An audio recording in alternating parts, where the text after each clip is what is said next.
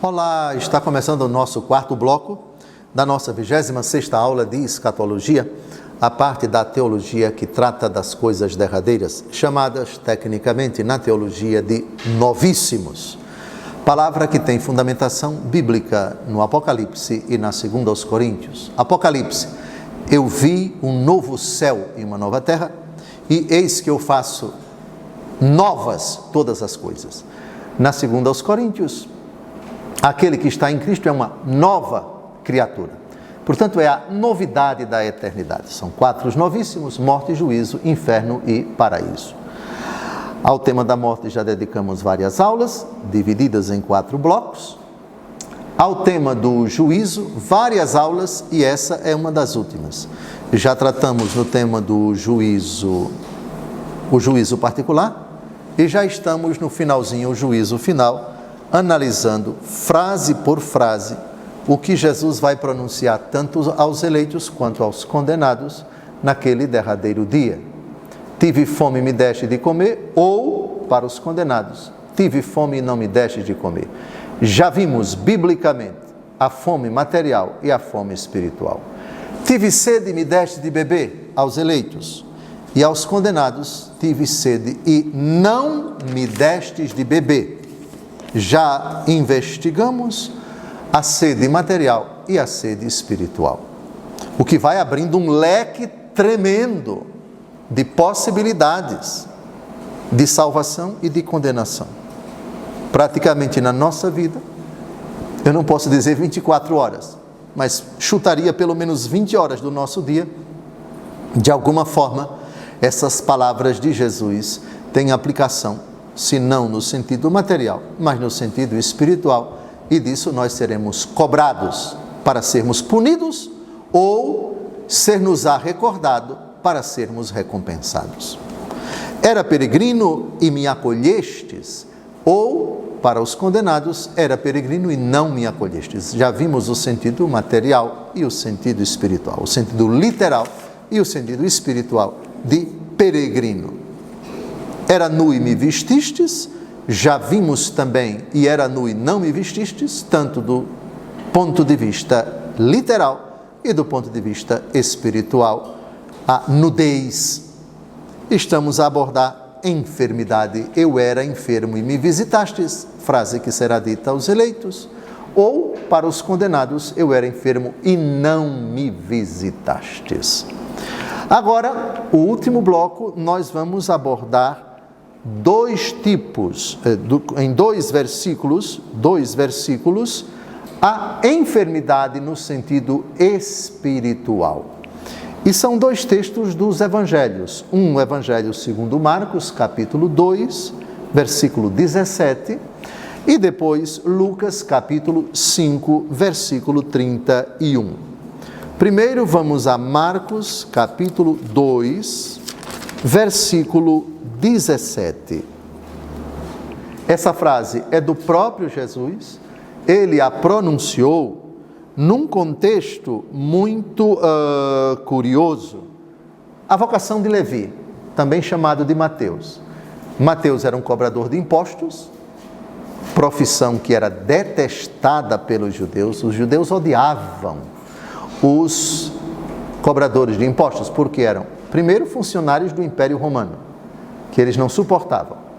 Depois, a profissão deles era de cobrar impostos. E impostos, por vezes, extorsivos.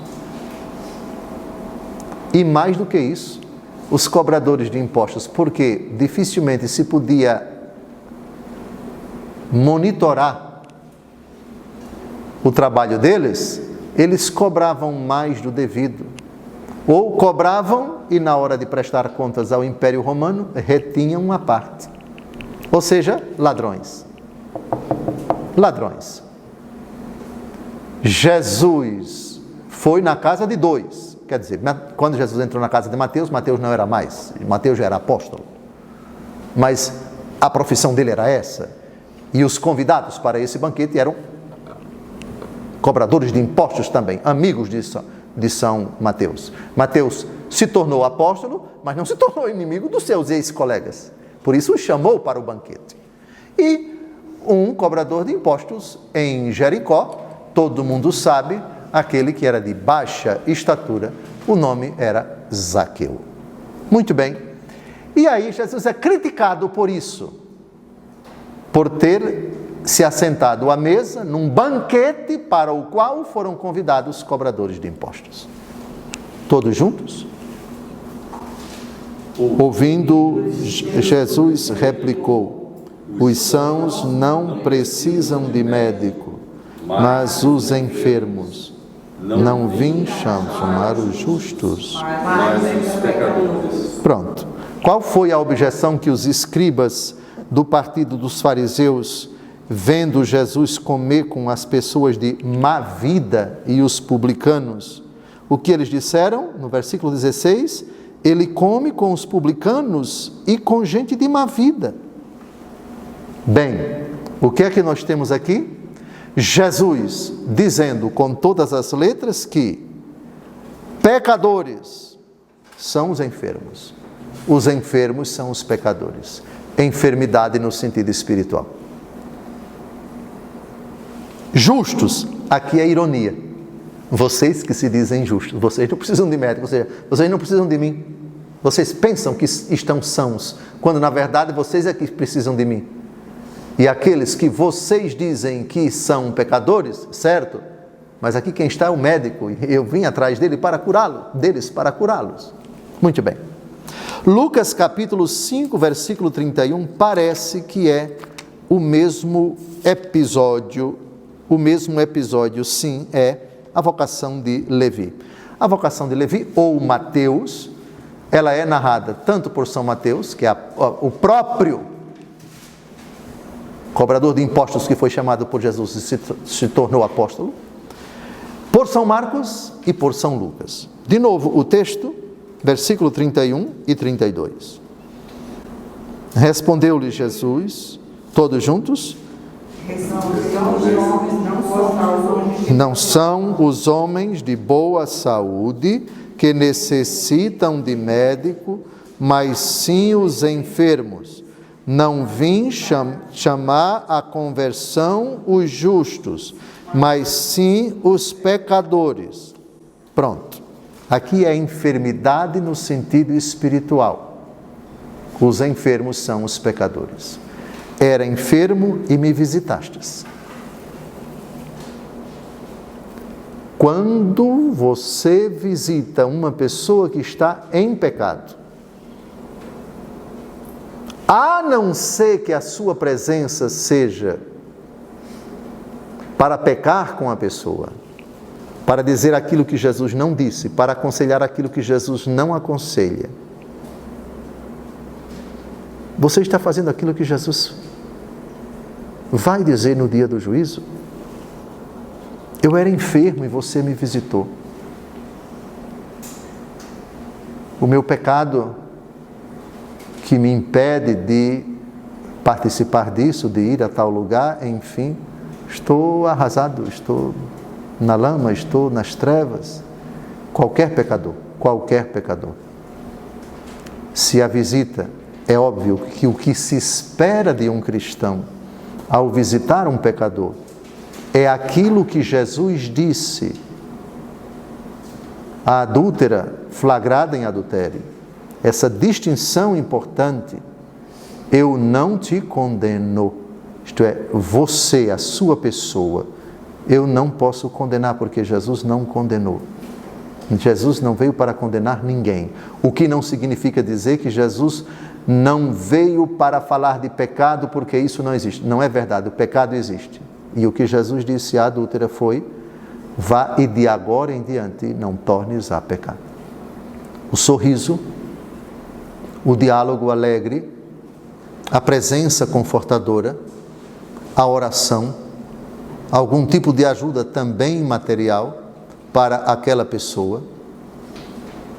Outrora, não sei se vocês lembram, pelo menos no Nordeste, a filha que aparecesse grávida, todos vocês sabem qual era o pensamento de certos pais, não é? Botar lá para fora, não quero conversa, e assim por diante. Isso não pode ser feito por um cristão. Acolher o pecado também dentro de casa, não. Vai de agora em diante, não tornes a pecar. Acolher a filha, sim, o pecado dela não. Acolher o neto, sim, o pecado da filha, não. Distingamos as coisas.